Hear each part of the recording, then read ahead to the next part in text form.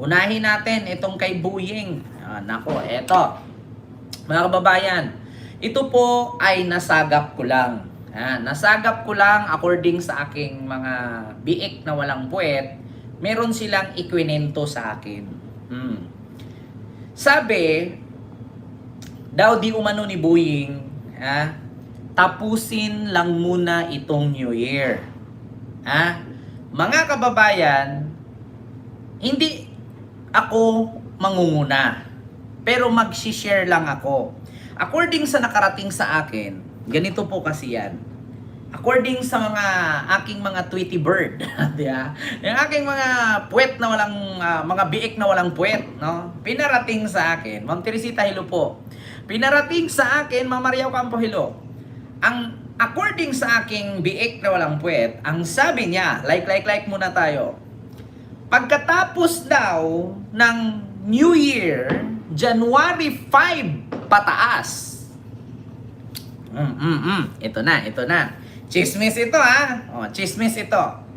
Hello po, Sir Vic Malaluan. Pagkatapos ng New Year, January 5 pataas, may 2 senador ang aarestuhin. Ito ang hindi ko pinapangunahan, chismis lang ito. Pagkatapos ng New Year, January 5 pataas, may 2 senador. Sana. Chismis ito wag paniwalaan, chismis. 2 senador, January 5. Nako po, 2 pa lang yan. Tapos mga kababayan, tapos, eto pa. Pagdating ng February, mga kababayan, merong isang senador. Ay, nako. Excited ito. Mukhang mauubos yata ang mga DDS nito. Ay, sorry, nadulas. Mukhang mauubos yata ang mga DDS politician nito. Pagkatapos ng January New Year, January 5 pataas, may 2 senador ang dadamputin. Walang sinabi kung sino. Basta 2 senador. Bakit nga ba damputin? Ay ewan ko. Bakit? Basta yun lang nakarating sa akin. Tapos, bukod sa pagkatapos ng New Year, may 2 senador na dadamputin. Pagdating ng February, may isang senador na dadamputin. Pero hindi sa Pilipinas ikulong.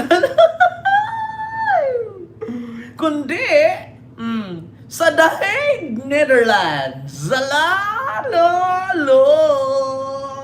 Mga kababayan ko. Excited na ako. Nako. Diyos ko. Basta. Nako isang senador dadamputin sa February.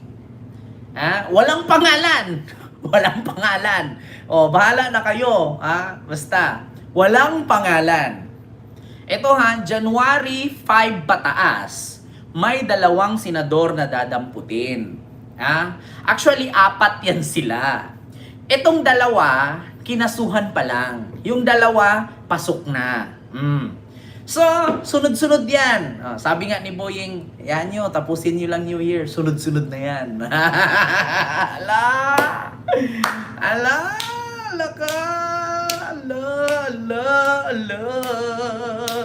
Pero mga kababayan, sa February, dito ako excited. Sino kaya sa senador ang dadamputin sa February? Tapos ikulong sa dahig. Di ba 2 sila? 2 yan sila. Pero ang problema, Sir Michael Angelo, hello po. Ang problema, itong isa, nagdadalawang isip pa. Sa February, merong senador na dadamputin. Sa dahig ikulong. Sa Netherlands, sa ICC. Pero itong isa, nagdadalawang isip pa. Kasi, mukhang babaliktad yata. Mukhang makipagtulungan yata. 2 senador na makukulong sa dahig, pero yung isa ang mauna Yung isa, mukhang babaliktad yata. Ha? Mukhang babaliktad yata tong isa. Kasi napansin ko, makikipagtulungan yata. Alam? Bulaga. Kasi, pagkakaalam ko mga kababayan, wala pa naman siyang warrant. Yung isa may warrant na. Pero itong dalawang to, parang kanya-kanya yata tong ngayon kanya-kanyang laglagan. Alay, kinakabahan ako. Kanya-kanyang laglagan to. Yung isa na wala pang warrant, mukhang babaliktad. Yung isa na may warrant pero unofficial, mukhang babaliktad rin. Mga kababayan. Diyos ko. Kinakabahan ako. New Year na New Year.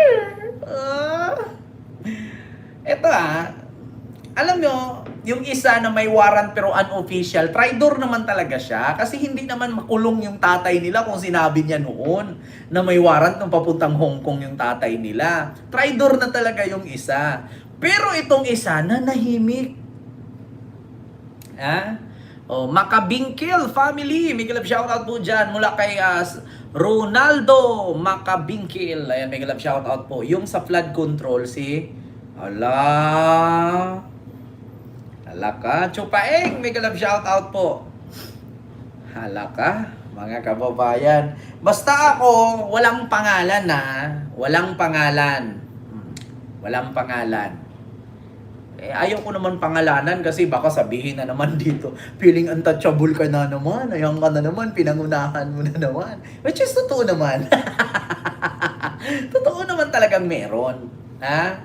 Yun nga lang mga kababayan, tapusin lang daw itong New Year. Alam naman po natin kung sino po yung mga aarestuhing mga senador, mga kababayan. Andyan naman si Villanueva. Okay. Nasa balita yan. Villanueva. Sino pa? Escudero. Binay. Revilla. Andyan naman yan alam nyo na.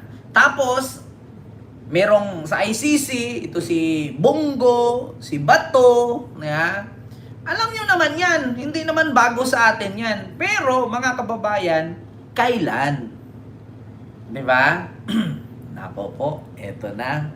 Mga kababayan, alam nyo, itong isang senador na makukulong sa dahig, pakiramdam ko makipagtulungan siya.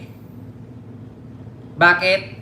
Kung naalala ninyo, itong si Senador Antonio Trillanes, sinabi niya, ilang beses daw nagpadala ng imensaryo. Itong isang senador. Inupiran daw itong si Senator Trillanes ng 1 billion. Sky is the limit. 1 billion. Cancel ang kaso. Sky is the limit. Nako. Kayang mabayad 1 billion. Cancel ang kaso. Kaya, kung makipagtulungan siya, ilaglag niya lahat, absuelto siya. Siyempre, siya magiging whistleblower niyan. Siya ang magiging state witness, siya ang magiging whistleblower. Yun nga lang, kakalabanin niya itong mga DD shit. Diba? Alam niyo, nasa bingit ngayon. Nasa bingit ngayon mga kababayan, itong si Jack Ma. Diba? Lisa Kukak, kumusta ka na? Fake news? Ayan na naman kayo sa fake news Diba? Ayan na naman kayo sa fake news. Pag nagkatotoo yan, balikan mo ko dito. Balikan mo ko dito pag nagkatotoo yan after New Year. Sige fake news. Sige, sabihin mo ngayon fake news yan kasi hindi pa nangyari. Nako, malas. Ganito po kasi mangyayari mga kababayan. Itong isang senador na may kaso sa dahig, sky is the limit ang offer. So ang tanging magagawa niya para hindi siya makulong sa dahig, makipagtulungan siya sa administrasyon. Ikanta niya lahat, ilaglag niya lahat, absuelto siya, kulong sila lahat. Ngayon, tanong ko, papayag kaya? Ha? Papayag kaya si BJ? Si BJ, papayag kaya? Ilaglag niya lahat. Mamili siya. Kasi, yung isa, yung kalbo, ganun din naman gagawin eh. Ilaglag niya lang lahat, basta hindi siya makulong sa ibang bansa. Di ba? Ganun naman talaga. Ganun yun, mga kababayan. Ha? Di ba? Ganun yun mangyayari, mga kababayan. Ilaglag niya or makulong siya. Yung isa naman, ikanta niya o makulong siya. Mamili siya. Hindi niya makita yung tatlo niyang apo. Or ikanta niya lahat. Di ba? Ganito, tanungin ko kayo mga kababayan. Speaking of Bato. Si Bato, mga kababayan, nung una, naghamon. Come on, Mr. Trillanes! Ngak ka na ngak dyan. Bring it on! Make my day! Kahit sumama ka pa, magpusa sa akin. Asan siya ngayon? Nagtago. Nagtago. Do you think hindi niya ilaglag si Digong? Mamili ka. Kung si Bato magpapakulong, sumuko na yan. So ayaw niyang sumuko, nagtago siya, ibig sabihin, ang Pilipinas maliit lang. Maliit ang Pilipinas, mga kababayan. Sa laki ng tiyan ni Bato, hindi makikita. 'Di ba? Lisa, Coca, huwag ka na magtanong magkanong bayad sa akin kasi mas malaki ang sa mga DDS. Tignan mo, naka-trip around the world sila. Ako, nakita mo, nag-trip around the world ako. Kita mo, nag-New Year ako sa Japan. Di ba? Kung ako bayaran, edi sana nag-ikot-ikot ako ngayon. Edi sana naka-jacket ako ng makapal kasi nag-snow. Diba? So, ibig sabihin, walang bayad. Bakit? Nandito lang sa bahay. Ayan, araw-araw na sa bahay. At saka Lisa Kukak, natural. Sino na ba naman magyaw-yaw dito nang hindi ka babayaran? Nandiyan sa YouTube, nagbabayad sa akin. Bakit? Nainggit ka? Huwag ka nang umasang bigyan pa kita. Di ako namimigay sa mga bubo hindi ako namimigay sa mga DDS. Di ba? Bago ka magsabing binayaran ako, maglabas ka resibo. Kasi pag ako tinanong, binayaran ba sila? Ang dami ko resibo. Di ba? Ang dami kong resibo. Tanungin mo sa akin, sinong bayad, Ken? Dami ko resibo. Turo ko pa, sinong taga-abot. Alam niyo kung bakit yung mga DDS vlogger, hindi ako mabanat-banatan? Kasi alam nila, na alam ko. Kita nyo, yung mga DDS, kahit pinagmumura ko na, hindi nila ako binabanatan, kasi kilala ko sila eh. Diba? Kilala ko kung sinong bayad at kilala ko sinong nagbayad at sino taga-abot. Ganun lang yun. Yeah? Do you think yung mga DDS vlogger hindi ko alam? Diba? Pero sila, tanungin mo, may inabot ba? May nag-abot ba sa akin? May nagbayad ba? May nakita sila? Wala. Kasi wala naman talaga. Diba? Kita nyo yung mga DDS kahit pagmumurahin ko, walang ginagawa. Kasi bakit? Alam ko eh. I am DDS before. Ay, nako. Ngayon, mga kababayan, ganito lang yan. According sa aking mga biik na walang puwet na nagparating sa akin, tapusin yung New Year. Tapusin yung New Year. Ito chismis lang. Sino to? Si Philip Vaser. Ayan. Huwag nang mangako, ibalita na lang kung may makulong na para naman huwag madismaya ang taong bayan. Alam niyo, sa totoo lang, yung mga taong nadidismaya nang walang nakulong, kung gusto niyo talagang makulong agad, tumulong kayo. Hindi po pwede nang puro na lang tayo mandate. Puro na lang tayo mando. Paano makukulong kung tayo mismo hindi tumutulong? Kung may nakita kay ebidensya, ipasa ninyo. Nandyan yung website ni Marcos. Isumbong sa Pangulo. Kung may ebidensya ka, i-share mo doon. Pagka-chismis sa barangay, kanto-kanto, kahit nakabitbit ng walis, nakaka-chismis. Pag-chismis sa YouTube, sa Facebook, ang bilis mong mag-video, ang bilis mong mag-upload. Samantalang yung ebidensyang nakita mo na, isampal mo na sa mukha mo, hindi mo pa masend-send doon sa website. Kabilis-bilis lang. Kung gusto nyong makulong agad, tumulong kayo. Hindi yung, mga DDS, taray, sana ikulong si Romualdez. Paano makulong kung hindi nyo naman kinakasuhan? Di ba? Tumulong kayo kung gusto nyong makulong agad. Puro kay ngak-ngak para kayong si Bato. Di ba? Okay, balita na lang, wag nang nangako. Walang nangako. Ang sabi, may kaso na, nakaproseso. Diba? Kung gusto nyo makulong agad, tumulong kayo. Hindi yung puro kayo utos. Nako, walang ganon. Si Sara nga, hindi nyo mapakulong-kulong eh. Diba? Lantara na. Bakit? Kasi walang nagpapile ng kaso. Diba? Kung magtulong-tulong kayo, i-file nyo, edi kulong. Walang makukulong na politician kahit magnakaw pa ng bilyon yan kung walang concerned citizen. Yung mga tao kasi ngayon, sasama ka sa rally, mabugbog ka lang doon ng pulis, mapalo ka ng batuta, mabomba ka ng water cannon, manood na lang ako sa YouTube, manood na lang ako sa Facebook. Paano makulong? Diba? Paano mapakulong na madali? Kung, hayaan mo ng gobyerno ang kumilos dyan. Diba? Manood na lang tayo sa Facebook. Reklamo ng reklamo, ang tagal ng walang nakukulong, ang tagal ng may makukulong. Hindi naman tumutulong eh. Diba? Parang DDS lang, ikulong si Romualdez! Ikulong si Romualdez! Paano makulong? Wala naman nag-file ng kaso. Diba? Sabi ni Lugio Domingo, Boyeng Rimulya, gawin mo, hindi daldal, naiinis na kami, taong bayan. Huwag mong idamay taong bayan, sir. Sir, Lugio Domingo, huwag mong idamay yung taong bayan. Ma'am Arlene Pabular, maraming salamat po. Huwag mong idamay yung taong bayan, sir. Bakit? Ang sabihin mong ikaw, nainis ka na. Bakit? Kasi ang taong may utak, ang taong may pinag-aralan, alam niya ang proseso sa kaso. Walang taong nakukulong na walang nagkaso. Diba? Huwag nyo idamay yung taong bayan. Ang isabihin nyo, sarili ninyo.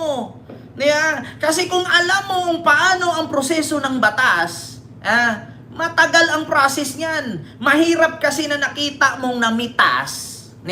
Sabihin mo nagnakaw. Kailangan imbestigahan yan. Hindi yung nakita mo na mitas, kaso agad. Hindi to Duterte administration. Pag nakita mong namitas, baril agad, walang ganun. Asan si Digong ngayon? Anong batas ni Digong noon? Patayin nyo yan. Bang! Asan siya ngayon? Huwag niyong gawing Duterte administration ang Marcos administration. Diba? Kasi sa panahon ni Digong, pag sinabi patayin nyo yan, patay agad. Gumawa kayo ng rason na may rason tayong patayin. Pilitin yung manglaban. Bang! Asan siya ngayon? Asan si Bato ngayon? Paano si Bongo? Paano yung mga general noon? Nakakaharap sila sa kaso ng crimes against humanity. Yan dapat ang isipin. Kung ikaw general ngayon sa panahon ni Marcos, gagawin mo yung pareho kay Digong, tapos pagkatapos ng termino ni Marcos, makukulong kay lahat-lahat. Diba? Anong nangyari kay Digong ngayon? Tatanungin pa ako ni Lisa Kokak, ano daw ba ako, abogado? Hindi kailangan ng abogado dito. Pagkaintindi lang, tapos na. Hindi kailangan ng lawyer dito. Intindihin mong mabuti. Kung itulad ninyo si Marcos kay Digong na pag sinabing kulong-kulong, asaan si Digong ngayon? Naiinis mga DDS? Ang big fish, yung pinaka-sindikato, andun nakakulong na sa dahig. 'Di ba? Anong consequences ng ginawa ni Digong? Anong sabi niya? 'Di ba? Huwag niyong itulad yung administrasyon ni Marcos. Si Marcos malinis pagdating sa kaso-kaso. Inaayos, hinihimay-himay. Hindi katulad kay Digong na patayin mo yan. Asan siya ngayon? Tandaan niyo, 2026 wala nang DDS. Bakit? Nagbago na sila. Tagal-tagal nila, mga bubo pa rin. Diba? Hindi maintindihan ng mga DDS yan. Bakit? Mga bubo yan eh. Gusto nila pag sinabing kulong, kulong agad. Tapos after next year, nakalaya. Diba? Diyos ko. Roman conception. Walang time na mag-avail ng video mo. Ano yung video mo? Nagjajakol? May tete din ako. Hindi ko kailangan yan 200 pesos Gcash. Putang ina mo. Marami sa ano yan. Pornhub. Bakit kailangan ko mag-avail ng video mo? Kapangit ng lahi mo, DDS ka. Tapos, kadiri. Katanda-tanda mo na, nagbibenta ka pa ng laman. Putang ina mo, magtrabaho ka ng ayos. Magbenta ka shabu. Kaysa magbenta ka ng laman. Magbenta ka ng Jakol video. Magbenta ka na lang ng shabu. May patutunguhan pa buhay mo. Yung Jakol video mo, my God, sumpa ka ng angkan mo pag nakita ng kamag-anak mo yan. Okay lang sana kung mag-Jakol ka dyan, gwapo ka, maganda katawan. Kung nag-Jakol ka, puro ka naman libag. No? At saka an-an yung balat, putang ina mo, matulog ka na lang. Diba? Ma'am Parisiana, mega love shoutout po. Ang hilig dito mga DDS na mag-Jakol video tapos ibibenta 200 ang mga video. Akala mo naman kagaganda ng katawan. Kakakakinis ng balat. Kadalasan naman sa mga DDS, puro an-an. Tapos ang iitim pa ng balat, ang dudumi. Kadiri. Diba? Ay nako, Diyos ko po.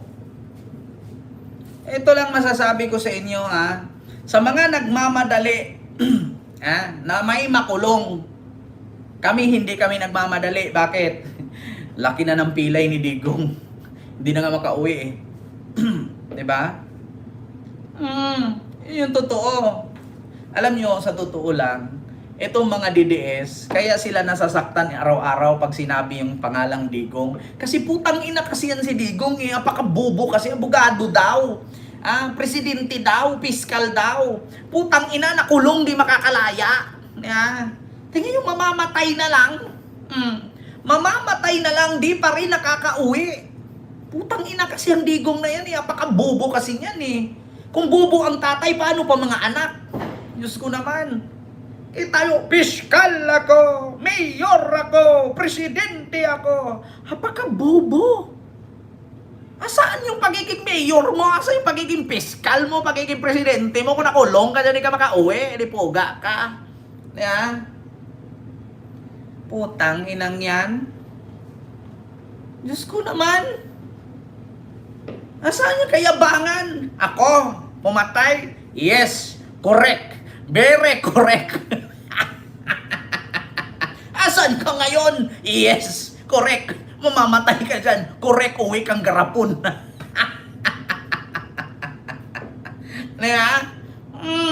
Ako, pumatay? Correct. Yes, correct. Very correct. Nakulong. Correct. Patay. Hindi ako kauwi. Putang ina, yung hamon ko, sang tao na. Yung hamon ko, last year, last na din ang year na to. Wala pa rin nakauwi. Putang ina mo. Digong, tang ina mo. Mamamatay ka dyan, putang ina ka. Karma mo yan, tang ina mo. Panis. Asan ka ngayon? Mabubulok ka dyan, tang ina mo, drama pa. Yung hamon ko, pag nakauwi si Digong, katapusan this year, maggilit ako ng leeg, live. Tapos na 31 na ngayon 2026 na bukas. Tang ina mo. Kaya sabi ni Boyeng, hintayin ninyo matapos ang New Year. Ay nako. Diyos ko naman. Kokak, manood ka lang dyan, dagdag views ka naman. Kaya kita ninyo mga kababayan. Ngayon, maniwala na kayo sa akin na kapag ako naghamon, totoo. Bakit? Anong sabi ko? Kapag makauwi si Digong katapusan this year, December 31, 2025, 1 na bukas. Walang gilit, walang uwi. Sa madaling salita, mga kababayan, isa lang ang masasabi ko. May utak kasi ako, mga bobo kasi yung mga DDS na yan. Ito lang sa mga nagtatanong, Ken, bakit ang lakas ng loob mong hamunin ang mga DDS na kapag nakauwi si Digong katapusan sa taong ito, magilit ka ng liig live? Alam nyo, kaya ang lakas ng loob ko na hinamon ito, si Digong, ang mga DDS na magilit ako pag nakauwi si Digong. Kasi ganito yan. 2019, tinanggal ni Digong ang ICC, ang Pilipinas bilang miyembro ng ICC. So doon pa lang, isipin yung mabuti, wala ng jurisdiction ang Pilipinas na kunin pa si Digong sa dahig. At wala ng jurisdiction ang ICC na pauwiin si Digong sa Pilipinas. Kasi pinutol niya ang ugnayan ng ICC sa Pilipinas. Kaya po, ang lakas ng loob kong maghamon kasi alam ko sa sarili ko na pirma lang ni Marcos, balik ang ICC sa Pilipinas. Hindi pumirma si Marcos at sinabi na ni Marcos yan noon pa, hindi siya makipag-coordinate dyan. Di ba? Yan ang totoo. Di ba? Ano na, Lisa Kokak? Masakit? Talino to bobo kayo Di ba? Tapos inaniwala kayo sa mga anak ni Digong makauwi na as soon as possible. Tangina nyo. Pinagluloko nyo yung mga DDS. Kaya nga hindi umaabot 1,000 sa rally. Kasi nagigising sila. Isipin ninyong mabuti. Ang ICC, tinanggal ni Digong 2019. Once natanggalin mo yan, ang makakapagpabalik lang miyembro ulit ay ang bagong presidente. Kung ang bagong presidente hindi siya pipirma na maging miyembro ulit ang Pilipinas ICC, walang mangyari. Walang makakauwi once na isoko ka doon. Hindi ka na makakabalik. Makakauwi ka man, boto, balat, abo. Nakagarapon or nakakarton. Ginawa kayong uto-uto ng mga DDS kapwa ninyo. Pinagluluko kayo. Diba? Alam nyo, sa dinami-daming DDS, walang nakapag-isip. Si Kaufman yumayaman, si Digong nauubusan. Yan ang totoo. Diba? Yan ang katotohanan, mga kababayan. Ay, naku. Yun ang sabi ni Boying. Sunod, mga kababayan. Dito tayo kay Harry Roque. Nako! Ito pa, mga kababayan, kay Harry Roque tayo.